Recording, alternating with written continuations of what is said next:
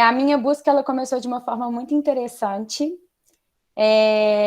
O meu coração sempre me pedia para ir para a Índia e eu demorei muitos anos para ter coragem de ir. Foi lá que a minha jornada espiritual e de comunidades sustentáveis começou. Mas eu queria abrir aqui, na verdade, eu vou contar um pouquinho, e quando eu chegar na Índia, eu vou abrir uma roda aqui que eu quero saber de vocês, se tem algum lugar que o coração de vocês já pediu para vocês irem em busca de alguma coisa, e que se vocês já foram ou se ainda não foram. Então, eu acho que eu vou começar apresentando um pouquinho dessa jornada, e aí depois eu vou abrir esse espacinho para a gente poder interagir um pouquinho em relação a isso. Pode ser? Todo mundo de acordo? Ótimo. Então, gente, eu fiz uma pequena apresentação de fotos que eu vou compartilhar com vocês, mas eu vou começar contando um pouquinho de quem sou eu. Desde pequenininha, eu sempre fui muito apaixonada pela natureza, eu sempre fui aquela menina que talvez hoje a gente chamaria, né, daquelas meninas bem pivetes, assim, eu gostava de andar com a roupinha suja, de entrar na terra, de entrar na lagoa, só que eu cresci numa cidade grande, eu cresci em Belo Horizonte, e estudei em escolas convencionais. Na minha época, né, eu cresci na década de 90, e, ó, tem alguém dando tchau aí, ó, a filha da Suelen. E eu cresci na cidade grande, e nessa época, eu não sei, provavelmente todos aqui vocês vão lembrar, né? Não se falava muito de sustentabilidade, muito pouco de espiritualidade, né? Na minha cidade tinham pouquíssimos lugares para se praticar a espiritualidade ou a sustentabilidade. Então, quando eu estava para formar na escola, eu lembro que eu vi um programa na televisão sobre como chamava aquele grupo que salvava as baleias no mar e etc. Era o... Ai, como chama, gente? Green... Alguém lembra aí? Que é aquele grupo Greenpeace? famoso. Isso, Greenpeace. E eu lembro que eu vi um documentário do Greenpeace e eu falei, é isso que eu quero fazer da minha vida. E aí eu fui fazer biologia. Na mesma época, coincidiu que abriu um espaço de yoga perto da minha casa. E na época, yoga era uma coisa muito... Não se falava de yoga, né? Começou a se falar mais ou menos aí no fim da década de 90. Eu comecei a fazer yoga, entrei para a faculdade de biologia, porque eu achei que eu ia entrar para o Greenpeace.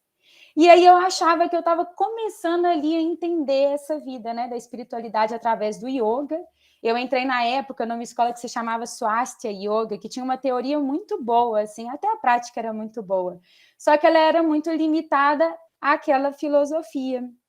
E eu, muito sedenta por informação, por conhecimento, eu fiz o meu curso de biologia. Infelizmente, na época, eu acredito que mudou muito, mas a faculdade que eu formei, que foi a UFMG, a Universidade Federal de Minas Gerais, não se falava de sustentabilidade, se falava muito de bioquímica, de genética. Então, eu fui, né, chegando aos meus 22 anos, com muita sede, com muito interesse em entender mais de sustentabilidade e de entender mais sobre eu mesma. Então, quando eu estava com 24 anos, e aí eu vou começar aqui a mostrar umas fotos para vocês, eu estava entre 23 e 24. Eu estava mais perdida do que cego em tiroteio, né? Formada, graduada, já não podia inventar desculpa, não tinha conseguido na faculdade encontrar esse lugar, né, de sustentabilidade que eu tanto buscava, eu não tinha nenhuma resposta sobre isso. E aí, o meu pai, maravilhosamente, me convenceu a fazer um concurso para a Polícia Federal. Falou, filhota, vai fazer um concurso da Polícia Federal, vai ser incrível. Fui eu estudar. Chegando lá no cursinho, né, direito administrativo, eu entrei em pânico, eu falei, o que eu estou fazendo aqui, né? E foi aí que, assim, eu não sei se algum de vocês já sentiu isso na vida em algum momento, que me veio um grito no coração. Parece uma bobagem, assim, né? Mas aconteceu de verdade. Veio um grito no meu coração falando assim, Índia. E eu falei, não é possível, né? Que voz que está falando isso comigo? O que acontece é que um tempo antes eu tinha uma mãe de uma amiga minha que tinha comentado comigo, ela tinha visto um documentário desses de televisão, na época não tinha Netflix, deve ter sido no YouTube, e ela falou, Paulinha, tem um lugar no sul da Índia que é meu sonho, e chama Auroville. E aí eu fiquei com aquilo na cabeça, mas para mim era uma realidade muito distante. E nesse dia que eu estava lá no cursinho para a Polícia Federal, me veio esse grito Índia. Eu não tinha coragem de ir sozinha, né? Eu falei, o que eu vou fazer na Índia, do outro lado do mundo, sozinha? Eu falei, mas nessa comunidade deve ser seguro. E aí, em um dia, eu saí do cursinho, comprei uma passagem, tirei um visto e comecei a minha jornada na Índia. Então, eu vou compartilhar com vocês aqui. Eu fiz uma série de fotos para começar essa jornada. Mas antes disso, eu queria abrir para uma pergunta e quem quiser pode responder. Algum de vocês aqui já sentiu alguma vez esse grito no coração de ir para algum lugar, que às vezes nem precisa ser um país, né? Às vezes é um curso ou alguma coisa que assim que vocês sentem que é um chamado? Ou que é um lugar que vocês sentem que realmente transformou a vida de vocês? Se alguém quiser falar, eu ficaria feliz de ouvir.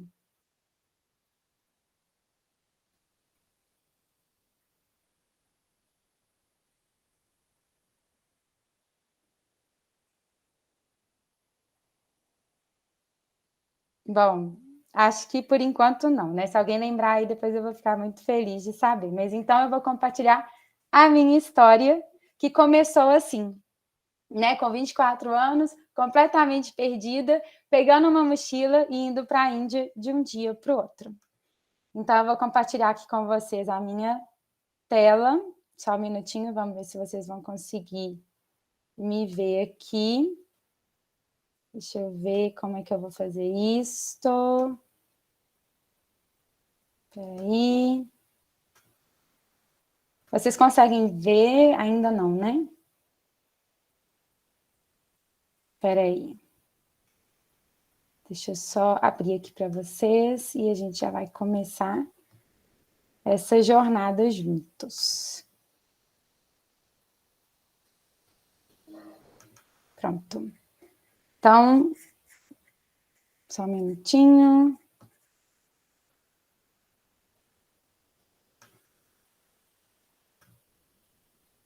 Vê se vocês vão conseguir ver agora.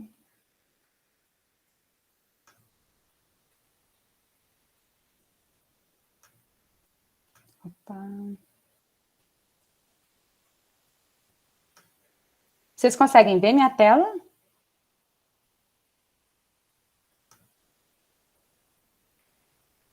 Vocês conseguem ver? Alô? Sim, Paula, conseguimos ver, sim. Ah, tá. Obrigada. Então, até saí aqui que eu achei que vocês não estavam conseguindo me ouvir. Então, vamos começar. Obrigada. Então, gente, vou começar aqui para vocês. Isso aqui sou eu com 24 anos, me despedindo da minha família para ir para a Índia em 2012, sem saber o que eu estava indo fazer lá. Chegando lá, para minha surpresa, eu falei, realmente isso aqui vai ser um lugar muito diferente. Esse foi o primeiro banheiro que eu entrei lá. Depois virou um hábito, mas eu falei, o que estou fazendo aqui? Peguei um avião, fui para o sul da Índia e fui parar nessa comunidade que se chama Auroville. Eu peguei um avião para Chennai, num estado chamado Tamil Nadu. Peguei um ônibus e de lá eu cheguei numa cidade chamada Pondicherry. Alguém já ouviu falar aqui de Aurobindo? Aurobindo, ele era um guru no sul da Índia. Ele trabalhava com algum tipo de yoga que agora não estou lembrada. E aí, perto do lugar onde ele tinha o ashram dele, construíram essa comunidade chamada Auroville.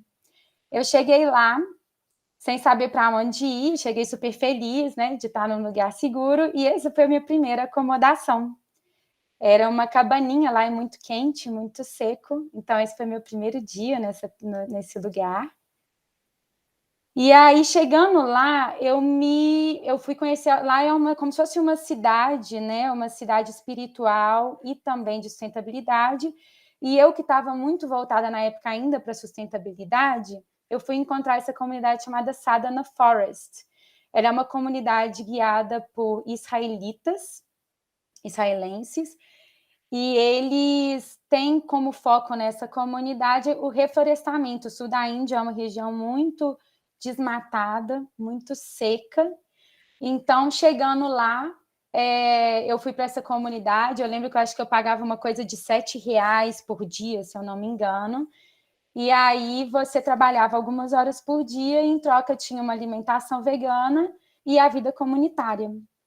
Então, lá, né, a gente tinha vários encontros com esse idealizador da comunidade e ele explicava muito sobre a importância, né, do reflorestamento. Lá foi a primeira vez que eu tive contato com isso. Lá era um lugar que eles trabalhavam muito com a arte, com a interação comunitária. Foi o primeiro momento que eu tive na minha vida de estar numa comunidade intencional. Então, você vê aqui, né, tinha muito movimento de circo, de dança, de música. Era muito legal. E também tinha muitas atividades para a comunidade local. Então, tinha muitos encontros, né, para receber a comunidade, que era uma comunidade muito carente no sul da Índia. Então, tinha música, tinha brincadeiras.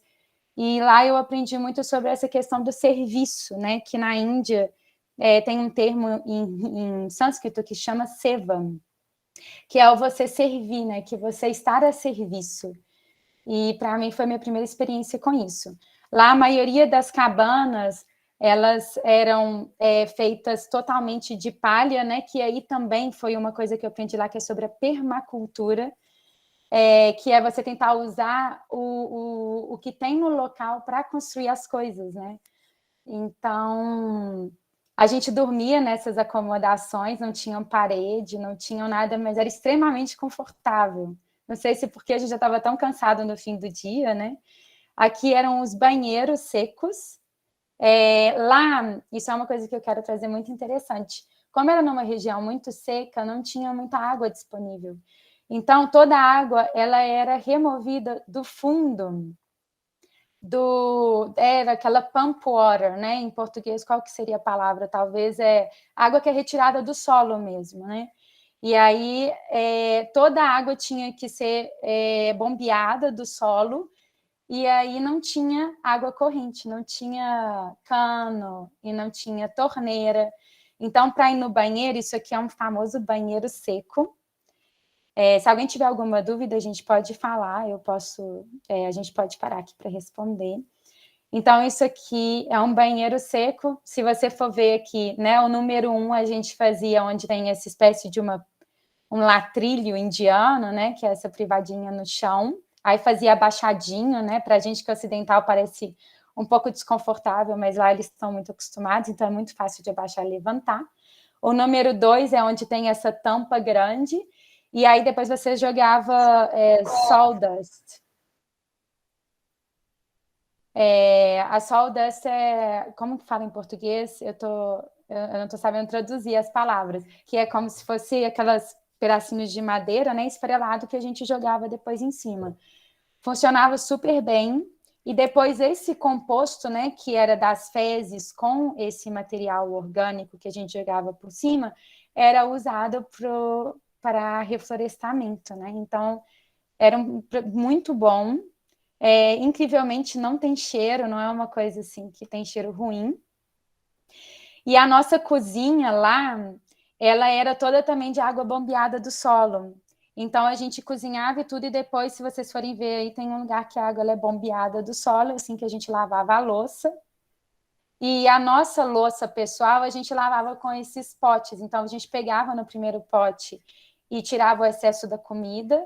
No segundo, a gente limpava um pouco mais. No terceiro, já tinha água com vinagre.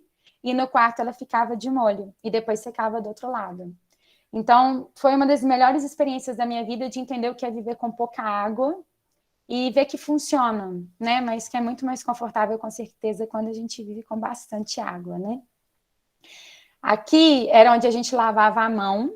Então, você tinha que pegar água, né, com essa canequinha e passar ali naquela panelinha que tinha uns buraquinhos, e aí virava uma torneirinha e lavava a mão. E o chuveiro era mais ou menos esse mesmo procedimento. Lá foi onde eu fiz meu primeiro curso de permacultura, né, que é o que eles chamam de Permaculture Design Course, né, o PDC. E eu aprendi muito, né, sobre essa importância de se fechar ciclos na natureza, né? tudo que entra no ciclo é importante que você reutiliza no ciclo, o tanto que é importante a gente estar reaproveitando a energia do espaço, né, para que ele seja sustentável, que é totalmente diferente do que a gente vive hoje na sociedade convencional, né, onde a gente compra várias coisas de fora, produz muito lixo, produz muitos resíduos e a gente não sabe para onde vai. E aqueles lixos, aqueles resíduos vão se acumulando, né? Então, lá foi a primeira vez que eu tive a oportunidade de parar para pensar nisso, né? De ver assim, nossa, como a gente produz tanto lixo e a gente não sabe para onde ele vai. Então, esse é um sistema que ele é aberto, né? Então, ao passar do tempo, ele não é sustentável. Então, lá foi uma grande escola para isso, para mim. Foi a primeira vez na minha vida que eu comecei a pensar naquilo que eu consumo e para onde aquilo vai. E lá foi a primeira vez também que eu comecei a usar aqueles coletores menstruais, né? Para nós mulheres é uma questão muito grande essa coisa do absorvente, né? E lá foi a primeira vez, já faz 10 anos, né, que eu ouvi falar sobre isso. E desde então nunca mais usei os absorventes menstruais e fiquei muito feliz com isso. Lá também foi a primeira vez que eu aprendi sobre bioconstrução, né? Que é você usar os recursos locais e usar as coisas da natureza para se construir. E foi uma experiência incrível. E também lá foi a primeira vez que eu tive a oportunidade, aí nesse momento eu já tinha raspado a cabeça, na Índia é bem comum as pessoas sentirem um pouco esse processo, né, de desapegar da história através, né, de raspar a cabeça. E foi a primeira vez que eu tive a oportunidade de fato, praticar a meditação. E foi muito, muito gostoso. Aí, o que aconteceu? Fiquei nessa comunidade 3 meses, eu tinha uma passagem de volta para o Brasil em seguida, e quando eu estava lá nessa comunidade, eu vi que toda hora iam e vinham pessoas de outros lugares. E aí eu falei, como assim, né? Como tem vários lugares para conhecer e eu tô aqui achando que é o único lugar que dá para ficar aqui nesse lugar, né? E aí eu me empolguei, peguei minha mochila e comecei a viajar sozinha pela Índia.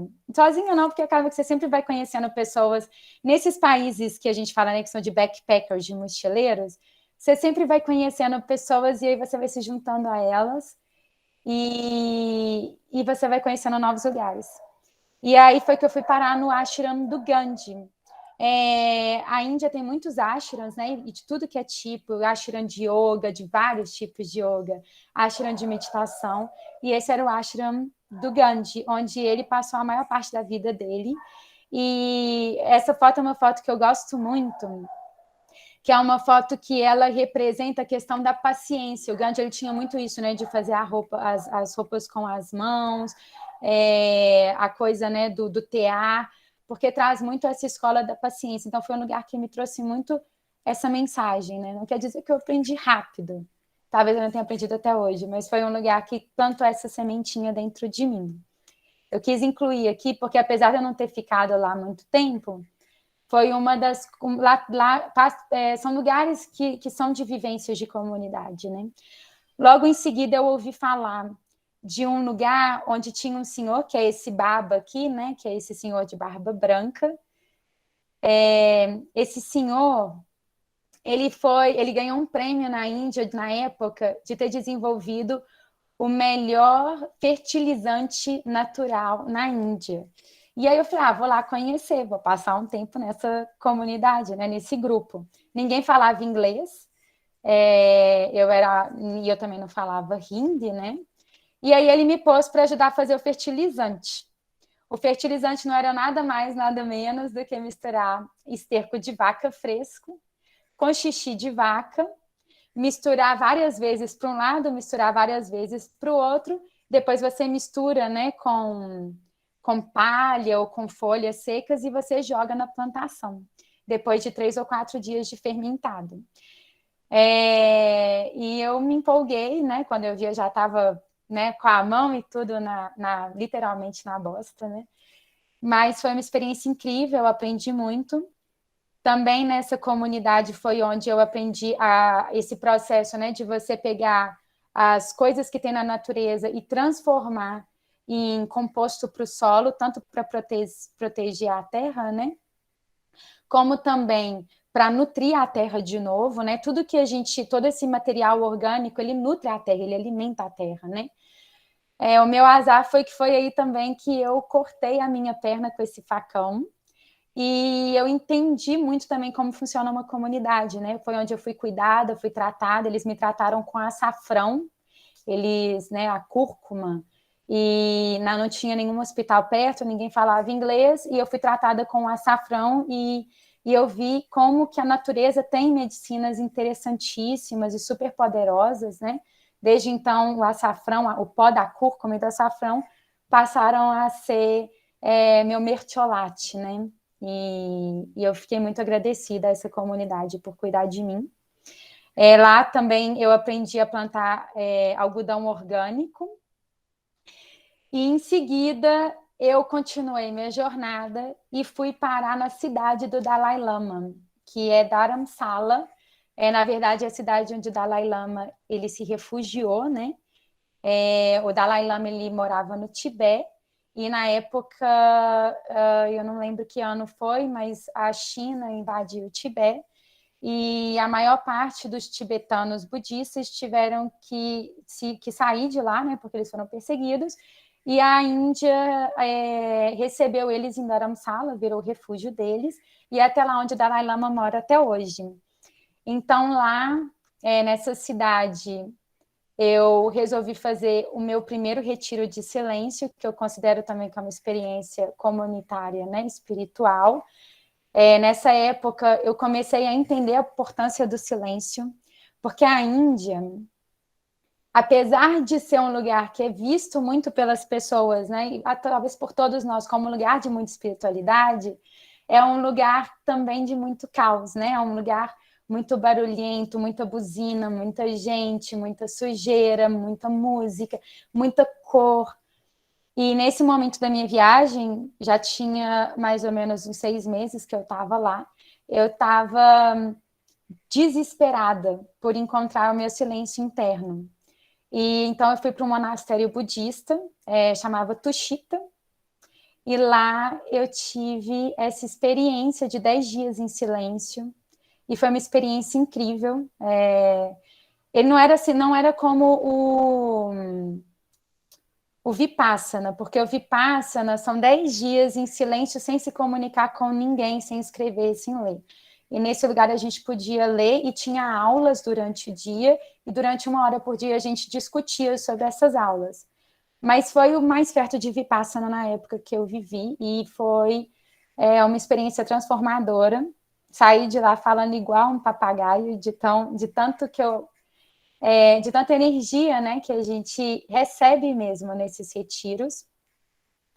E de lá eu resolvi ir para o Nepal. Não, primeiro eu fui para Amarista, que é Amarista, não lembro como fala, que é o Golden Temple na Índia, é onde tem uma religião chamada Sikh. A Índia é um país que permite muito explorar culturas e religiões diferentes, né? Então, na Índia você tem uma oportunidade muito grande de aprender sobre o hinduísmo, sobre o budismo, aí esse é o templo dos Sikhs, que também é uma religião, e em todas elas você tem a oportunidade de alguma forma de se aprofundar num caminho espiritual diferente, que na verdade acaba levando sempre, né, para o mesmo caminho, que é o caminho de si mesmo, né?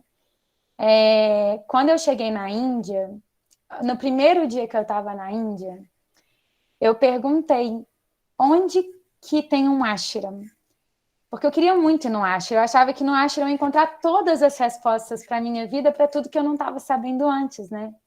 Porque eu estava muito perdida antes na minha vida. Então eu falei, se eu for para um ashram, eu vou descobrir tudo. Só que ashram lá é tipo padaria no Brasil. Tem muitas.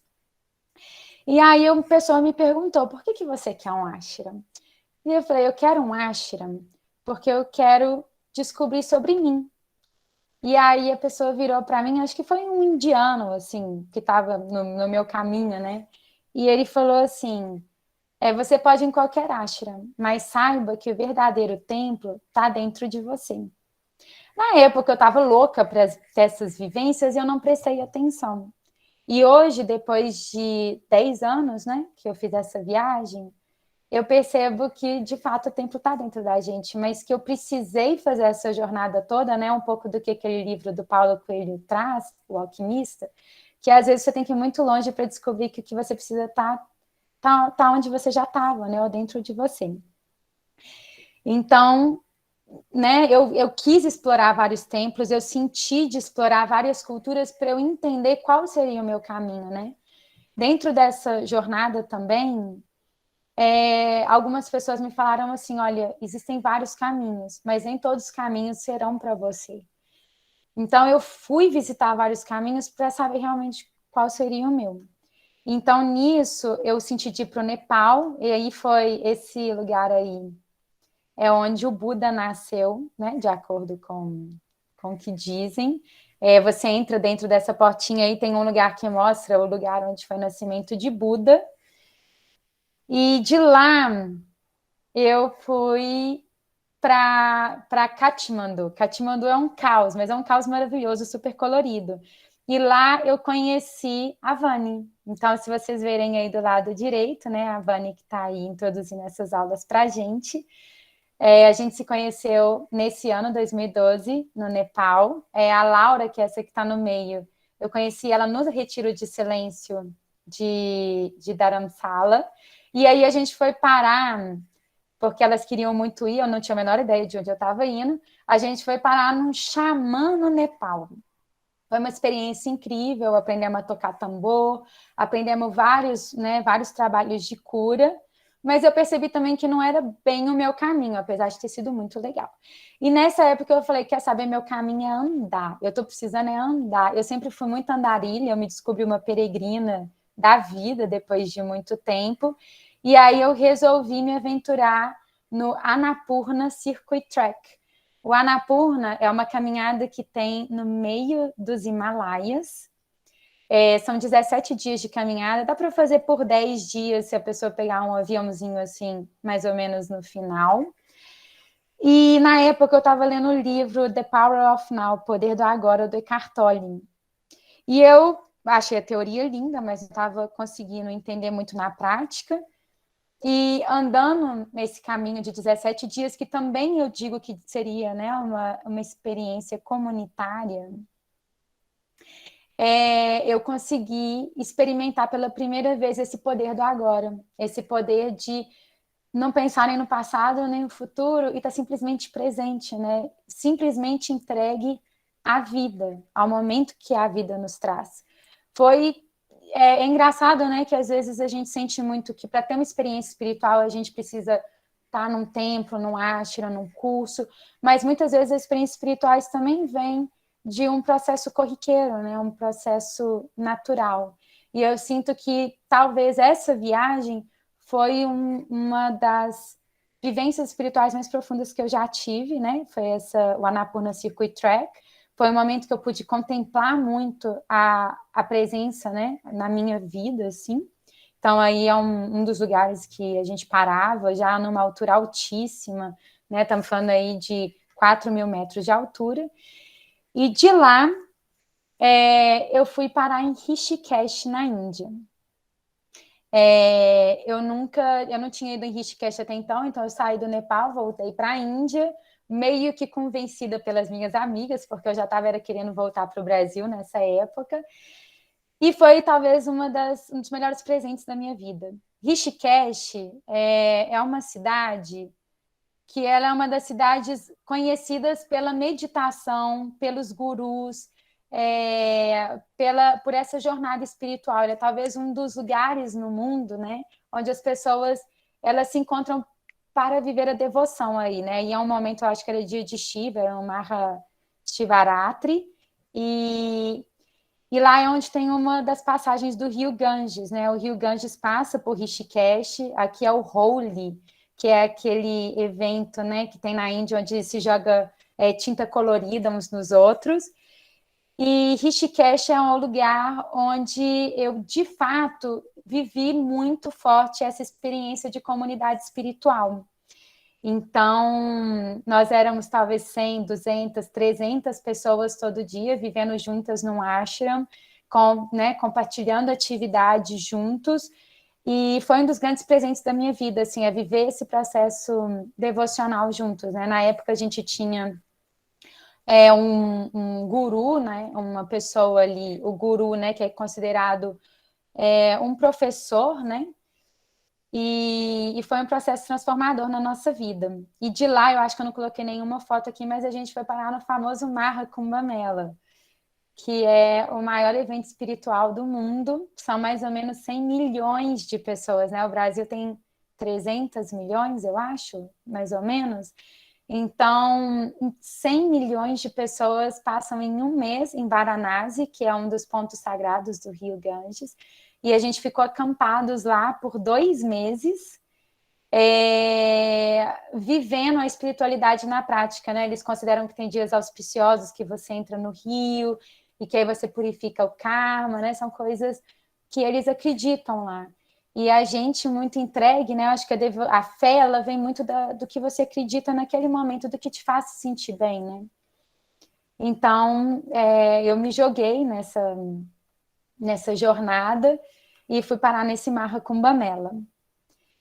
E aí, passado, né, essa viagem para a Índia, eu voltei para o Brasil, já era outra pessoa, foi com certeza uma das viagens de maior crescimento na minha vida, assim, eu voltei para o Brasil me sentindo transformada, mas isso trouxe um outro problema para mim, porque eu voltei para o Brasil e eu já não sabia muito bem o que eu era dentro da minha cultura mineira, né? A cultura mineira é muito famosa pela tradicional família mineira.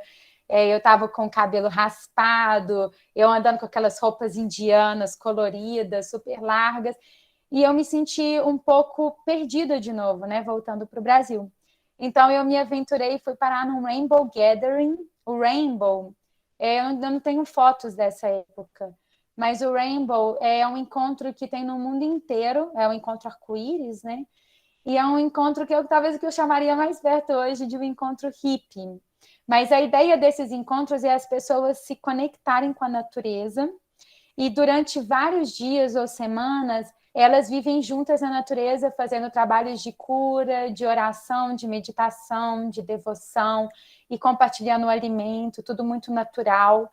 E foi uma experiência muito interessante, assim. Foi muito, muito válida para aquele momento da minha vida. E aí, depois, eu voltei para minha casa. De novo, eu não consegui muito me adaptar, né, a Belo Horizonte na época. Então, eu resolvi me aventurar em Piracanga, na Bahia, no Brasil. Foi mais ou menos a mesma história da Índia. Eu estava, na verdade, indo, nessa época, para Bolívia, para uma viagem com meu irmão. E aí eu ouvi um grito no meu coração de que não era para ir para essa viagem, de que era para eu ir para outro lugar. E aí eu falei, mas que lugar? E aí eu lembro que quando eu estava nesse Rainbow Gathering, uma pessoa me falou de um lugar chamado Piracanga, que era um lugar na Bahia, que era uma comunidade muito bem estruturada, onde tinha curso de leitura de aura. E eu falei, bom, eu não tenho a menor ideia do que isso é, mas quer saber, eu vou. Liguei para a comunidade, eles falaram que tinha um curso que ia começar daqui a 2 dias de leitura de aura. Eu peguei um ônibus de Belo Horizonte, 22 horas dentro do ônibus, e fui parar em Piracanga. Eu era muito pão dura na época, eu fui andando de Tacaré até lá, eram 6 quilômetros andando. Eu cheguei pela praia, o rio estava super cheio, esse rio que vocês veem na foto. Tiveram que me ajudar a atravessar com o meu mochilão de prancha de surf na época. E aí eu fui passar 10 dias nessa comunidade. Eu ia fazer só o curso de leitura de aura. Eu fui com a minha mochilinha para fazer o curso. Esse curso era legal, que você tinha que, cada dia, você usava uma roupa de cor diferente. Não sei se alguém aqui já foi em Piracanga, mas o curso de leitura de aura na época, cada dia você usava uma roupa que representava um chakra do corpo. Então eu tinha levado uma roupa branca, uma roupa vermelha, uma azul, uma verde, uma amarela, uma laranja, enfim. E aí, no meio do curso, o curso foi maravilhoso, era um curso que, muito mais do que aprender a ler aura, né? Era um curso de autoconhecimento, né? De aprender a se olhar, né? Não era um curso fácil, era um curso, né, que mexia muito com as emoções, mas acabou o curso e eu falei assim, quer saber? Eu não vou embora daqui, não. Eu vou ficar. E aí eu fiquei sabendo que tinha universidade em Kiri, que era uma universidade de Piracanga, né? E aí eu perguntei se tinha vaga, eles falaram que ia ter daqui a um mês, e aí eu fiquei lá trabalhando de voluntária até começar. Só que nisso eu só tinha uma mala com 7 roupas coloridas, né? Então eu convenci a minha mãe, na época, e meu irmão a irem me visitar e levar roupa para mim. Então aqui é Piracanga, eles apaixonaram com Piracanga, que na época, né, o grupo de jovens e tudo, lá é uma comunidade que agora mudou. Piracanga foi vendida faz muito pouco tempo, mas durante 12 anos, acho, Piracanga foi uma comunidade que ainda também hoje, acho que agora virou Noa Piracanga, alguma coisa assim, Una Piracanga, que tem muitos cursos holísticos, tem o curso de leitura de aura, tinha o curso de meditação das rosas, e lá foi um lugar que eu realmente pude aprofundar muito na meditação. Lá tinha muitos retiros de silêncio, tinha muitos retiros em jejum, e eu acho que lá foi o lugar que eu consegui aprofundar mais na minha vida, nos meus traumas do passado, na minha história de vida, muita cura. E aí a gente se pergunta, né? Nossa, num paraíso desse, né? Por que uma pessoa vai embora, né? Quando eu cheguei lá, eu achei que eu não ia embora nunca mais. Mas porque a gente começa a perceber que viver em comunidade é como viver em qualquer outro lugar, né? Tem seus desafios, e na verdade os desafios são muito mais dentro da gente, né? Do que fora. Então, era muito intenso. Acho que a gente começa a perceber que essas comunidades passam a ser lugares de passagem mesmo, porque depois de um tempo você sente que você quer também praticar na sua vida, no mundo, né? Aquelas coisas que você aprende lá. Mas, sem dúvida, é um dos lugares que eu mais agradeço de ter passado. Além do lugar ser maravilhoso, a praia, a ecovila, é um lugar que realmente tem ferramentas, tem cursos que nos permitem muito. E lá trabalhava muito com a sustentabilidade, né? Banheiro seco, reaproveitamento de água, uso de materiais biodegradáveis. Lá foi, né? Tinha um projeto lá enorme de produtos biodegradáveis. Então, foi um lugar que eu pude, de fato, viver na prática toda aquela sustentabilidade que eu sempre quis viver. Então, depois disso, eu também passei um processo muito longo de viver em comunidade em Alto Paraíso, né? A gente vivia lá no ashram, na época do Prembaba, e eu passei 3 meses, 4 meses lá em Alto Paraíso, também foi uma experiência muito profunda. E nisso eu voltei para minha cidade, e desde que eu voltei para minha cidade, todos os lugares que eu passava, na verdade, desde Alto Paraíso, as pessoas me falavam de um tal de Caminho de Santiago de Compostela. E aí eu não estava dando muita corda, eu já estava meio cansada de viajar, de conhecer lugares, eu achei que eu ia ficar mais quietinha. Mas todo lugar que eu ia me falava do Caminho de Santiago de Compostela. Até que eu fui um dia dançar tango em Belo Horizonte, e me pararam no meio do tango, o moço que estava dançando comigo, um senhor, para me contar a história do tal do Caminho de Santiago de Compostela. Então eu virei e falei, quer saber? Eu vou para esse lugar, né? Tem alguma coisa me chamando. Que também eu considero uma vivência espiritual muito profunda e que não deixa de ser uma experiência comunitária. Então eu fiz o Caminho de Santiago, 900 quilômetros, 35 dias andando, isso já foi em 2016. É uma vivência muito, né, do aqui, do agora, porque você nunca sabe para onde você vai dormir. É muito de você carregar só a roupa do seu corpo, né? O Caminho de Santiago você faz com uma roupa no corpo, uma roupa na mochila, porque você carrega aquela mochila o tempo todo. Então, foi uma experiência muito de minimalismo e de ver que o que a gente realmente precisa é muito pouco. Então, eu sou muito agradecida por ter vivido isso. No final do Caminho de Santiago, eu fui para Portugal, e lá eu visitei 2 comunidades. Uma foi a Awakened Life Project, eu não tenho foto dela aqui agora. É uma comunidade que mexia também com a questão da sustentabilidade muito forte, permacultura. Mas a comunidade que eu visitei que realmente encantei muito é Tamera, no sul de Portugal.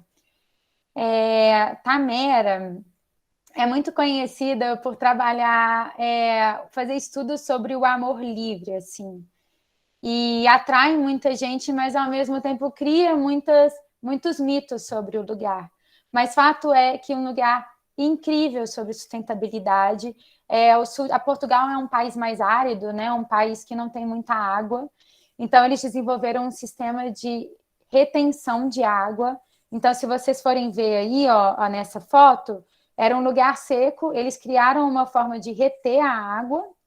Então, eles foram fazendo essas barragens, né, essas pequenas lagoas, e com o tempo foi crescendo árvores frutíferas e de outros tipos ao redor, porque antes era praticamente um deserto.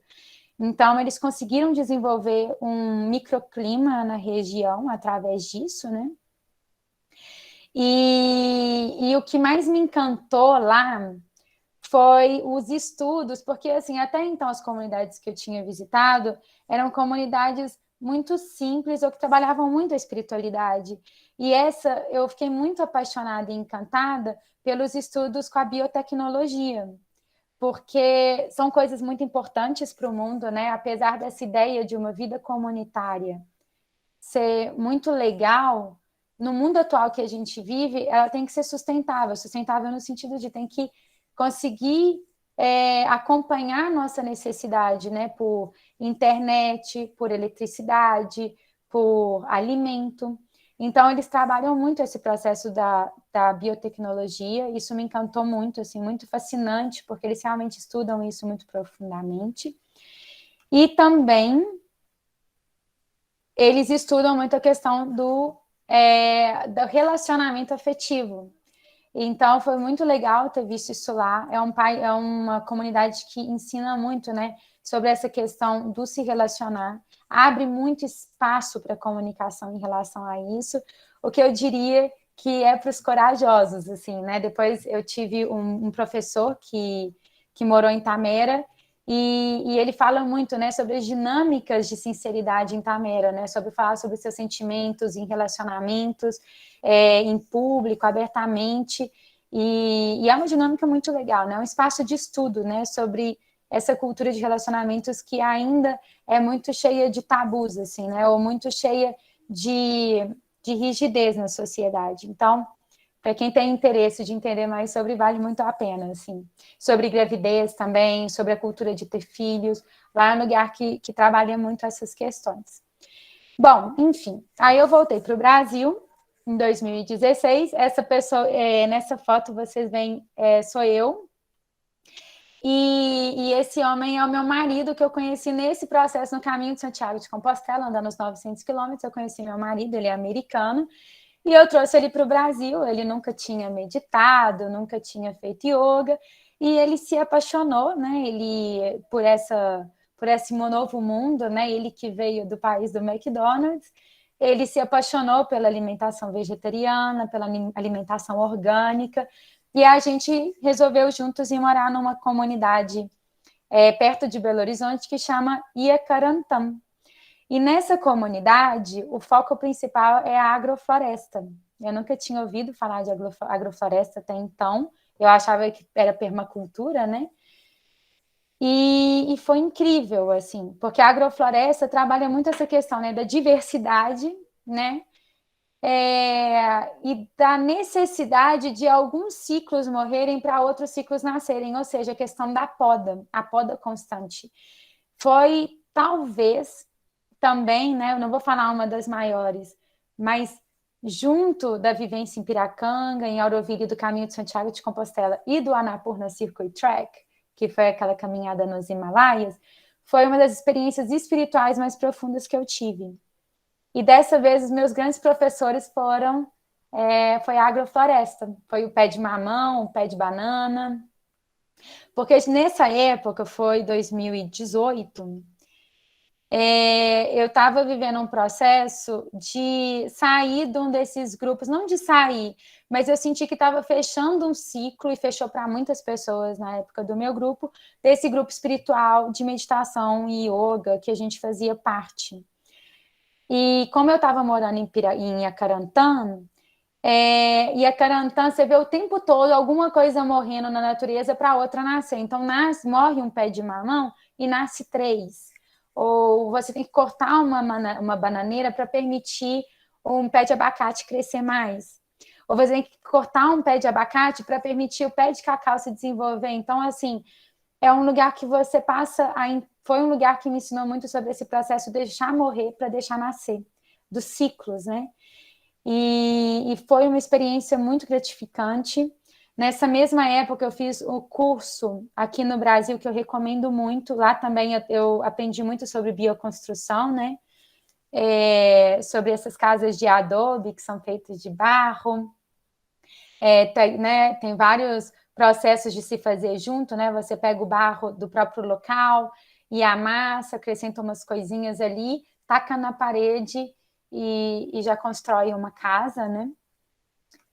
E aí, lá também foi onde eu aprendi muito em Ekarantan sobre beneficiamento, né? Até então, eu tinha aprendido muito sobre plantar, sobre colher, mas lá eu aprendi que você pode pegar tudo isso que você planta e como a natureza é muito abundante, você tem que fazer alguma coisa com aquilo, senão estraga, né? E até esses produtos que você colhe chegar até as pessoas, às vezes é uma longa jornada.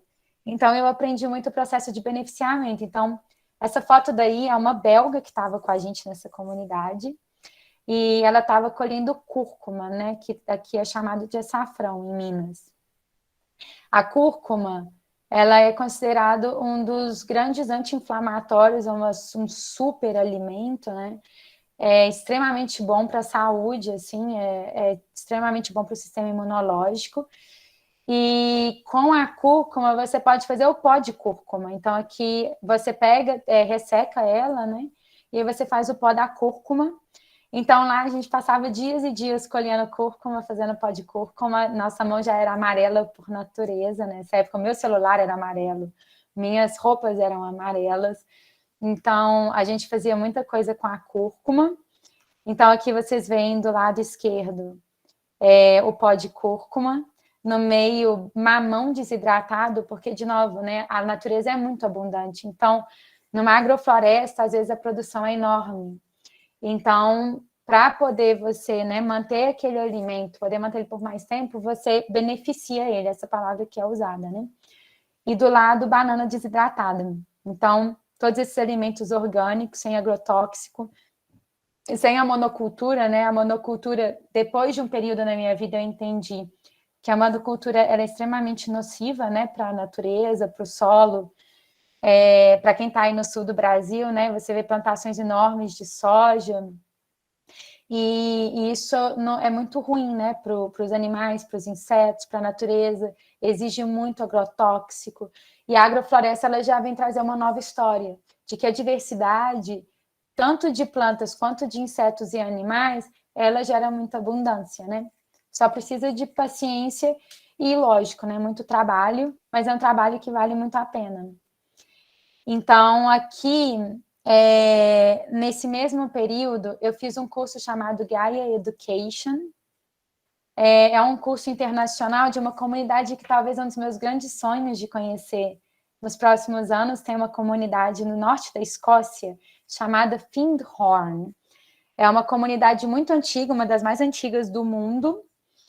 E é uma comunidade até bem tradicional em vários aspectos, assim, mas que trabalha muito essa questão da sustentabilidade, né, da educação, e eles desenvolveram lá um curso chamado Gaia Education. Eu tive a felicidade de fazer parte de uma turma aqui em Belo Horizonte, presencial, e o grupo todo junto foi fazer uma vivência nessa comunidade chamada Ekarantan. E aí a gente está pegando as bananeiras, cortando elas em vários pedacinhos, né, triturando, para poder o quê? Proteger o solo. Na agrofloresta, né, na agricultura sintrópica, uma das grandes regras, né, é você sempre manter o solo muito coberto, para manter a umidade, para continuar nutrindo ele. Então, o tempo todo você está podando, cortando, renovando, né? E aqui é o grupo, né? A gente nesse estudo, e esse é o meu grupo do Gaia Education. Eu quero trazer essa foto aqui, porque nisso já tinha passado uns 8 anos que eu tinha saído do Brasil pela primeira vez.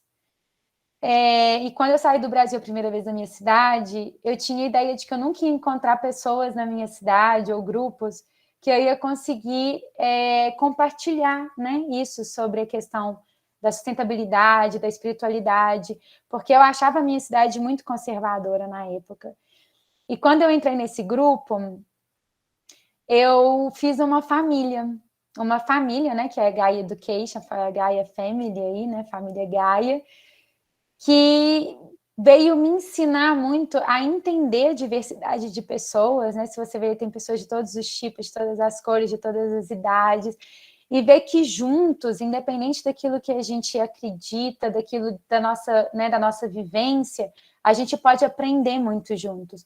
Então, o Gaia, ele é um curso que tem várias dinâmicas, tem várias temáticas aí, né? Sobre meio ambiente, sobre socialização, assim, sobre como se socializar, sobre comunicação não violenta, sobre vidas em comunidade, e não como uma regra, mas como uma conversa, como a abertura de um diálogo. E foi lá que eu descobri pessoas incríveis, assim, pessoas que talvez antes na minha vida, se eu encontrasse com elas na rua, eu ia achar que eu não tinha nada em comum com elas. Nesse lugar eu percebi que a gente sempre tem muitas coisas em comum com as pessoas e que todas as pessoas são muito bem-vindas para somar. Então foi um momento que eu sinto que eu criei comunidade na minha própria cidade e eu senti a minha cidade como a minha comunidade, assim. É um curso que tem vários lugares do mundo, esse curso, do Brasil também. Agora com a pandemia acaba sendo limitado, né? Mas eu recomendo muito, assim. É uma ótima introdução sobre novas formas de se ver a vida, assim. E aí, em 2019, antes de começar a pandemia, mal a gente sabia, né, que se ia começar a pandemia, eu e meu marido é apaixonado com cultura japonesa, né, mangás e Estúdio Ghibli, né, aqueles filmes japoneses, e eu concordei de ir com ele para o Japão. E aí, no Japão, eu pedi para a gente ir numa comunidade perto do Monte Fuji, chamada Konohana Family. O Japão é um país muito conhecido, né, por ser muito correto, tudo muito organizado, tudo muito limpo, tudo muito estruturado. E eu me apaixonei por essa comunidade. É uma comunidade também de sustentabilidade. Aqui é uma foto, ela é na frente do Monte Fuji. Aqui é uma foto deles plantando lótus. Lá se come muito a raiz do lótus, né? O lótus comestível. E aí eu fui com meu marido plantar, a gente ficou uns dias lá trabalhando nessa comunidade, plantando e tudo. É uma comunidade incrível, eles têm muita música. Mas foi lá também que eu quero trazer isso, que eu acho que é muito importante. Todo dia à noite eles tinham um fórum na comunidade. E aí a gente participou do fórum. E aí no fórum eles discutiram tanto que eles estavam muito cansados de trabalhar.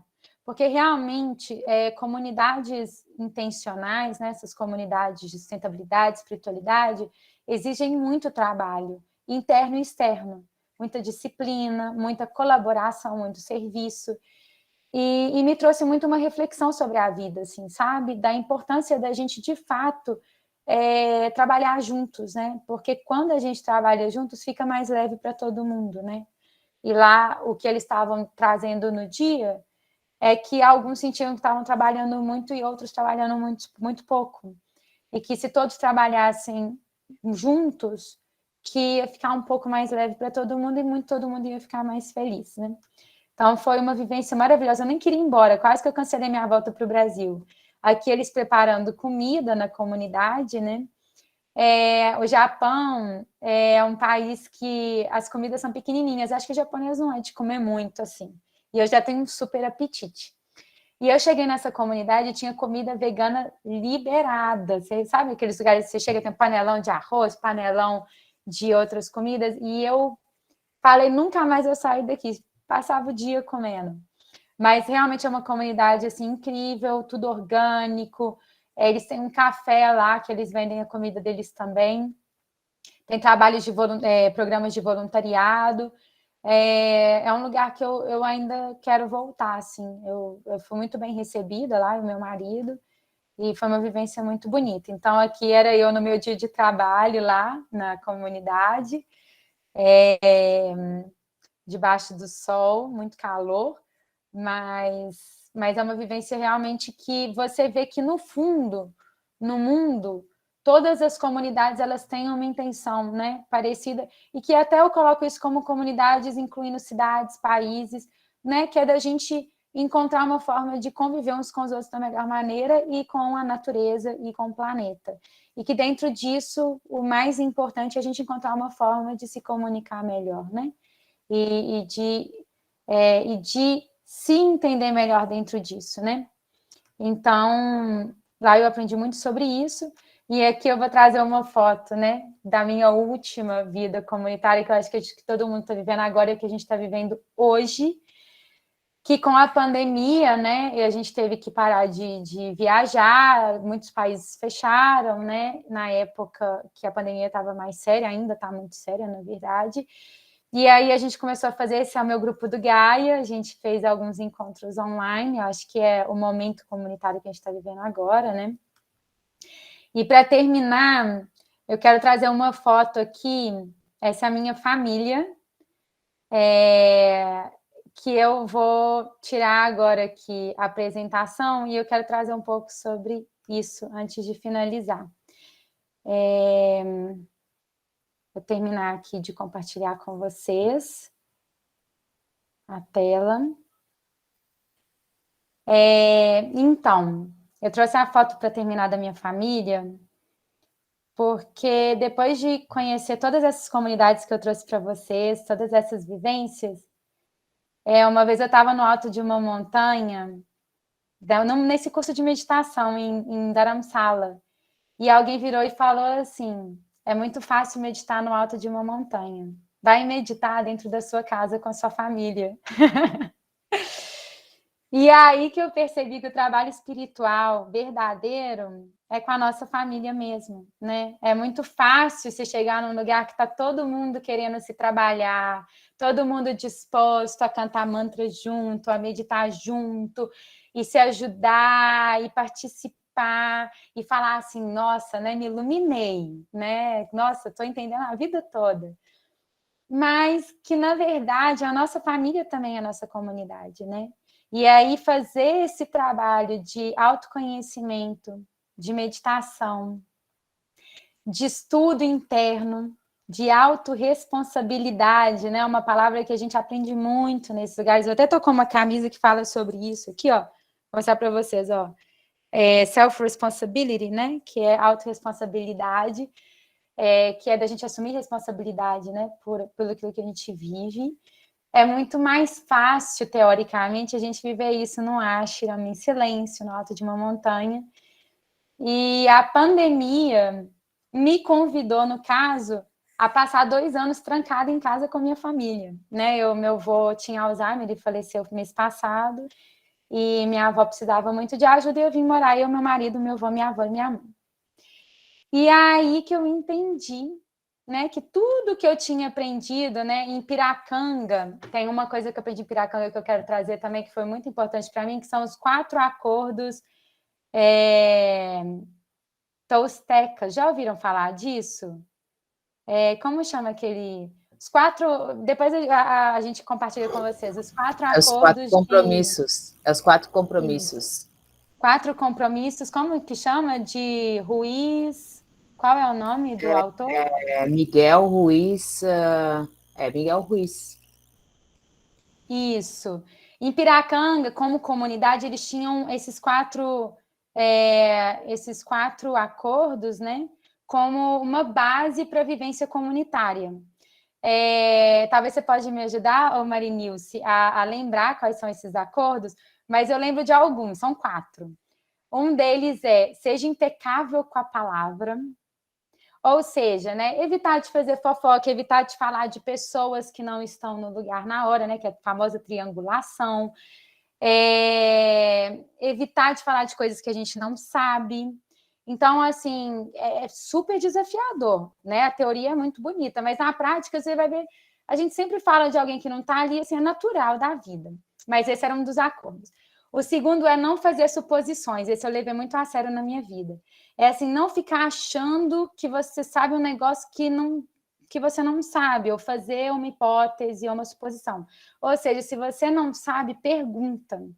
Né? Ah, eu acho que fulano fez tal coisa. Não sei, pergunta para saber se fez, né? Porque isso são coisas que geram muitos conflitos, né?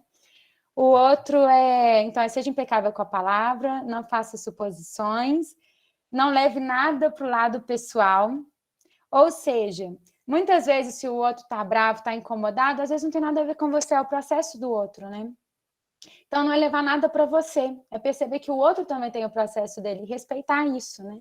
Muito difícil quando se mora. Dom Miguel Ruiz, Os 4 Compromissos. Isso, obrigada, gente. Esse é um livro incrível, muito bom. É um livro que traz muita prática de como se trabalhar as relações, né, na nossa vivência, né?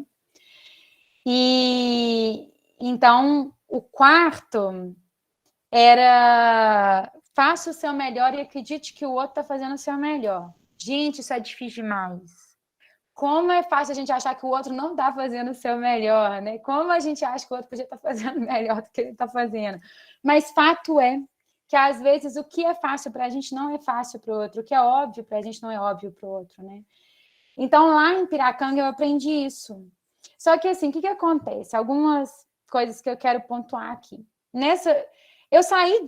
Um dos motivos que eu comecei essas viagens todas é porque eu achava que eu ia encontrar um lugar no mundo que fosse perfeito, que todo mundo fosse feliz, que todo mundo se desse bem, que todo mundo fosse a favor da sustentabilidade, de salvar a natureza, de cuidar um do outro, de se ajudar. E eu, gente, de verdade, depois de viajar tanto, eu descobri que nós, seres humanos, não somos muito diferentes de um lugar do outro. E que, de fato, é parte, né, da nossa vivência enquanto aqui, né? Às vezes ser egoísta, não conseguir compartilhar as coisas, criar conflitos.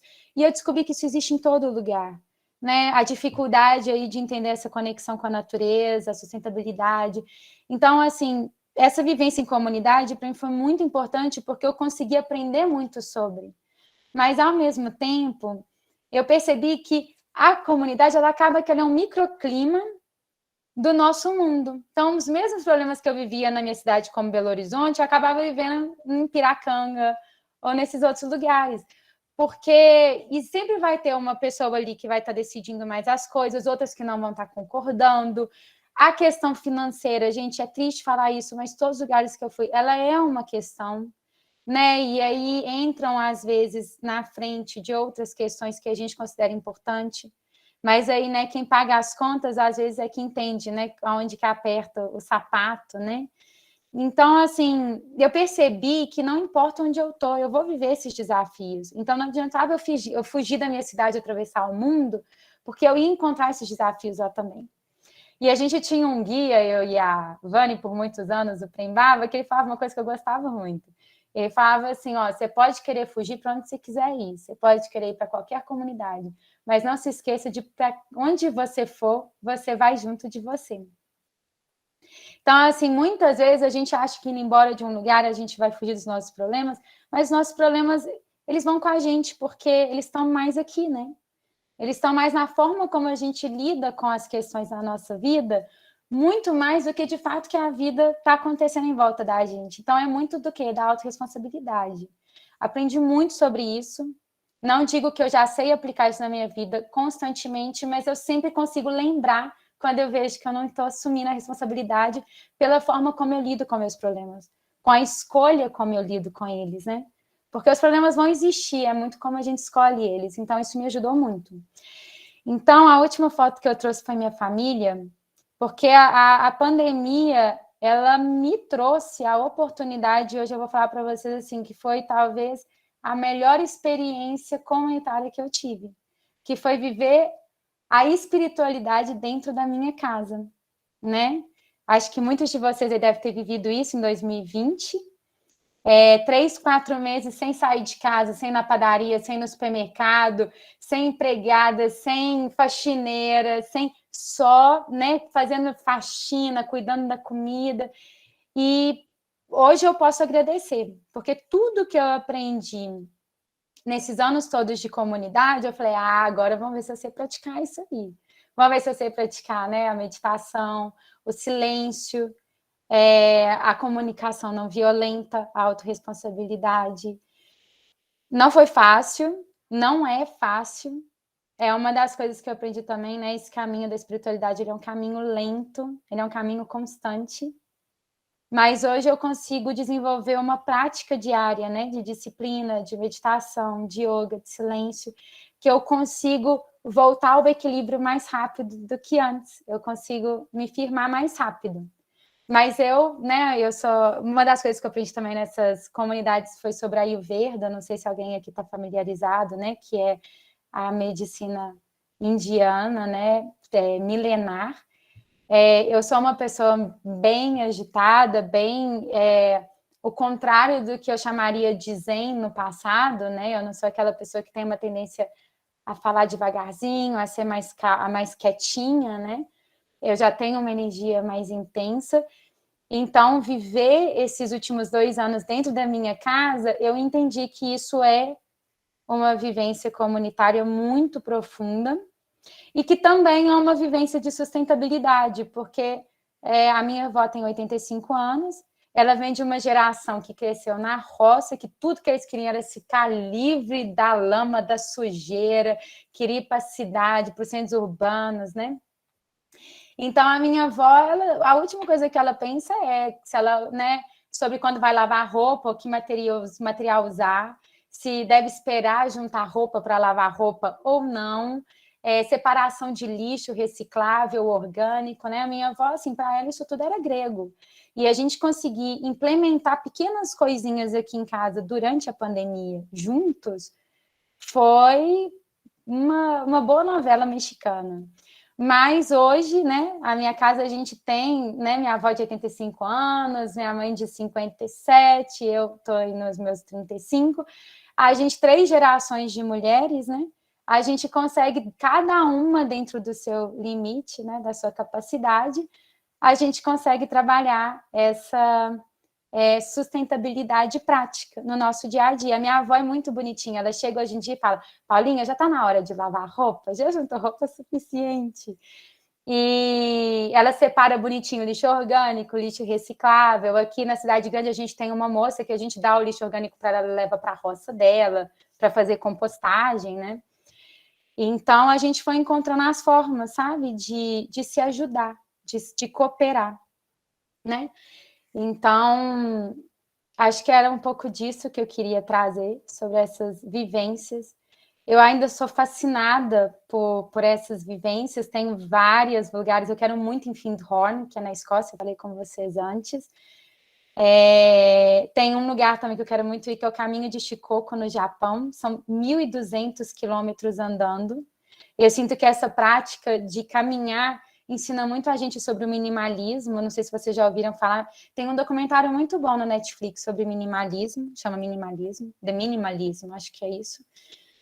E que trata muito sobre ter essa vida mais simples, né? Essa vida com menos necessidade do consumo. E quando você está andando com uma mochila nas costas, com tudo que você precisa, você aprende que realmente você não precisa de muito, porque você vai ter que carregar aquilo. E também essas vivências de caminhar por vários dias te mostra que você carrega muita emoção também, né? Fazer o caminho de Santiago, o caminho de Annapurna, me trouxe muito tanto que eu carregava de emoção, de peso na minha vida, de coisas que eu não precisava mais carregar, né? Então, é muito comum nesses caminhos, como o de Santiago, de Compostela, o caminho de Shikoku, o Annapurna Circuit Track, o Everest, o campo base do Everest, né, no Nepal.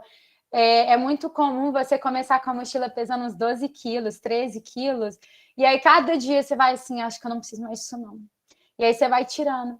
E aí no final você vê o que de fato importa. Então, eu considero isso também vivências comunitárias, porque no fundo você faz esses caminhos todos com muita gente em volta de você, você cria muitos círculos de amigos e tudo. Elas ensinam muito sobre o que de fato importa, né?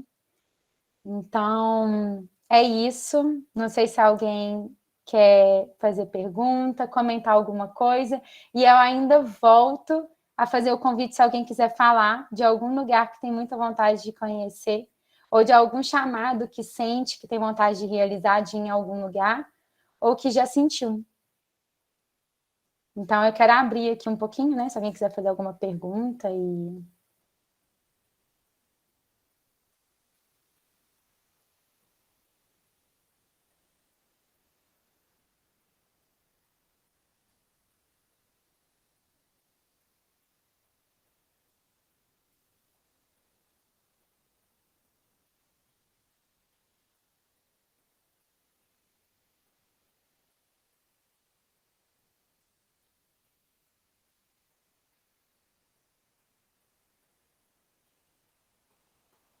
Bom, acho que não, né? Tudo bem.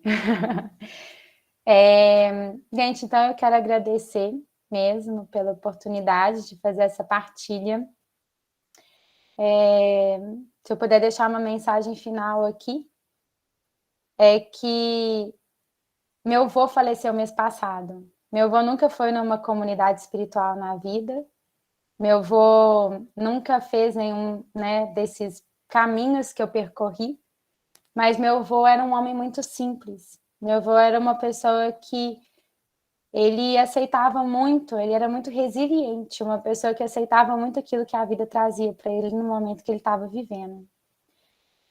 E quando ele faleceu, eu falei, se tem alguma coisa que eu quero levar para minha vida é isso, essa simplicidade de ver que a vida já é muito boa, sabe? Como ela é. Meu avô, assim, meu avô perdeu o filho, né, quando ele era mais novo. Meu avô passou trancos e barrancos. Mas meu avô era uma pessoa que ele sempre falava assim, é a vida, o que que a gente pode fazer? Mas ele falava de coração mesmo. Então, eu vejo que a nossa vida comunitária no mundo e a nossa vida, ela fica muito mais fácil quando a gente se permite entender que a vida ela pode ser simples e que a gente pode encontrar contentamento naquilo que a gente está vivendo, onde a gente está vivendo. Lógico que tem nossos chamados. Eu ainda quero viajar muito, quero conhecer muito lugar, porque eu gosto, eu tenho uma fascinação pelo conhecimento, sabe? Eu tenho muita fascinação em conhecer lugares, alimentar essa esperança por um mundo melhor. Mas eu vi que, assim, nem sempre a gente tem que sair de onde a gente está. Porque onde a gente está já é a nossa oportunidade de fazer a mudança que a gente precisa fazer. E a mudança, de fato, infelizmente, verdade dura de ouvir, ela começa dentro da gente. E começa mesmo, sabe? Parece, é clichê, acho que, né, todos nós já ouvimos falar isso, né? A mudança começa dentro, mas de fato ela começa com pequenos passos mesmo, da gente curar nossas relações dentro da gente, da gente permitir ver o que na gente, né? Outro dia a gente, nisso, trazendo um pequeno detalhe aí, eu nasci, minha família era católica quando era nova, parte espírita, parte católica, mas eu cresci na igreja católica até meus 10 anos, depois eu aprendi um pouco sobre Inquisição na escola e fiquei um pouco chateada e saí por aí afora. Com esse negócio do meu avô falecer, fui levar minha avó na missa. E é aí que eu descobri que, assim, você encontra pessoa boa em todo lugar e, assim, às vezes pessoas do último lugar que você vai imaginar vai te inspirar muito. E eu achei o padre sensacional. E o padre estava na época do Natal, né, dezembro, e o padre virou e falou assim, né, Natal, todo mundo pensando na festa, pensando na comida, pensando no evento, e no perdão que é bom. Perdoar, escutar. E eu lembro do padre falando isso, e eu falava, realmente, né, é duro a gente pensar que tudo começa, né, nesse processo da gente trabalhar essa autocura na gente, né, o processo do perdão, do entendimento, do identificar o que na gente, né, e querendo ou não, hoje eu percebo, trazer uma última coisa, né, meu marido é americano, eu passo um período grande do ano nos Estados Unidos com ele é de Los Angeles, nos Estados Unidos é o país pior do mundo para a questão de consumismo e produção de lixo e sustentabilidade. É o país com ideias mais incríveis também e projetos mais incríveis, mas é o país que mais consome, é o país que mais produz impactos ambientais no planeta.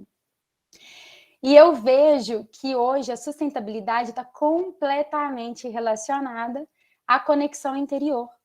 Porque eu vejo que a nossa desconexão com a natureza está muito relacionada à nossa desconexão com a gente mesmo, né? Com a nossa percepção da nossa própria escuta. Então, eu quero trazer isso para finalizar, porque a gente separa muito as coisas, né? Sustentabilidade e espiritualidade. E na minha vivência, eu percebi que todos os lugares que eu passei... obrigada, gente. Estou recebendo as mensagens aqui, quero agradecer. E todos os lugares que eu passei, eu comecei a ver que sustentabilidade sem espiritualidade não é muito possível, não faz muito sentido. Então, que a sustentabilidade, ela começa também dentro da gente, com o nosso trabalho interno. Porque quanto mais a gente se conecta com a gente, mais a gente consegue perceber o nosso impacto e a nossa relação com o externo, com o nosso lixo, com a nossa comida, com as pessoas ao redor, né? E para terminar, falar, a gente não é um trabalho fácil, né? Eu estou trazendo essa minha vivência aqui, mas também não quer dizer que eu consigo aplicar com tanta facilidade. Mas eu vejo que esses encontros, né, esses momentos de partilha, tá com pessoas que também acreditam nisso, me nutre muito. Tá com, né, a Vani tem proporcionado agora esse espaço. O Gaia Education, que é esse curso que eu fiz, que eu falei para vocês, a Vani, ela traz uma coisa parecida, né, que é essa oportunidade de criar um espaço de partilha, de diálogo e de aprendizado para juntos construir essa nova forma de viver e ver a vida, né? E eu sinto que estar nesses espaços me nutrem, né? Porque no dia a dia, na correria, nos problemas que a vida nos traz, né? A gente acaba esquecendo, né? Então, esses espaços de meditação, yoga, autoconhecimento, sustentabilidade, conversas, trocas, eu acho que eles vêm para nos nutrir e nos lembrar que a gente está sempre tentando ser melhor, né? Para a gente mesmo aí. Mas é isso. Quero agradecer muito a presença de todo mundo e terminar aí com o famoso Namastê, né, Vani? Então, como diz na Índia, né? Como é que é o Namastê? Peraí, eu fiz isso tanto na minha vida. O ser que habita em mim, honra e reconhece o ser que habita em você.